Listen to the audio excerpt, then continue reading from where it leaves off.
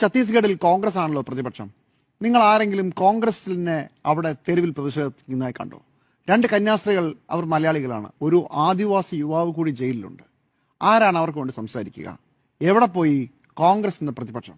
കഴിഞ്ഞ 5 വർഷം ഛത്തീസ്ഗഡ് ഭരിച്ച വളരെ ശക്തമായൊരു പ്രതിപക്ഷം.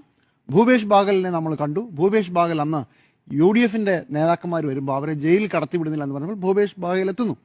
ഭൂപേഷ് ബാഗൽ ഏതെങ്കിലും മാധ്യമങ്ങളോട് സംസാരിക്കുന്നത് നിങ്ങൾ കേട്ടോ? ഭൂപേഷ് ബാഗൽ സംസാരിച്ചില്ല. എന്ന് മാത്രമല്ല, റിപ്പോർട്ടറിന്റെ പ്രതിനിധി ഭൂപേഷ് ബാഗലിന്റെ വീട്ടിൽ പോയി 2 മണിക്കൂർ നിന്നു. ഒരു വാക്ക് സംസാരിക്കാൻ അദ്ദേഹം തയ്യാറായില്ല. ഛത്തീസ്ഗഡിലെ രാഷ്ട്രീയം നമ്മൾ ഇവിടെ നിന്ന് കേരളത്തിൽ നിന്ന് കാണുന്നത് പോലെയല്ല. 2000 രൂപീകൃതമായ ഛത്തീസ്ഗഡിൽ ദളിതരായ ക്രിസ്ത്യാനികൾക്കെതിരെ വളരെ വലിയ ആക്രമണങ്ങൾ നടന്നുകൊണ്ടിരിക്കുന്ന സ്ഥലമാണ്. അത് ഇന്നോ ഇന്നലെയോ തുടങ്ങിയതല്ല.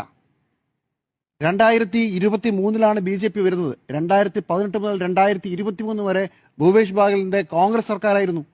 അന്നും അക്രമങ്ങൾ ഉണ്ടായിട്ടുണ്ട്. ഛത്തീസ്ഗഡിനെ മനസ്സിലാക്കാതെ കേരളത്തിലുള്ള മനുഷ്യരെല്ലാവരും കൂടി അവിടെ BJP മാത്രം എന്തോ വലിയ പ്രശ്നങ്ങൾ ചെയ്യുന്നു കരുതിയാൽ നമുക്ക് തെറ്റി.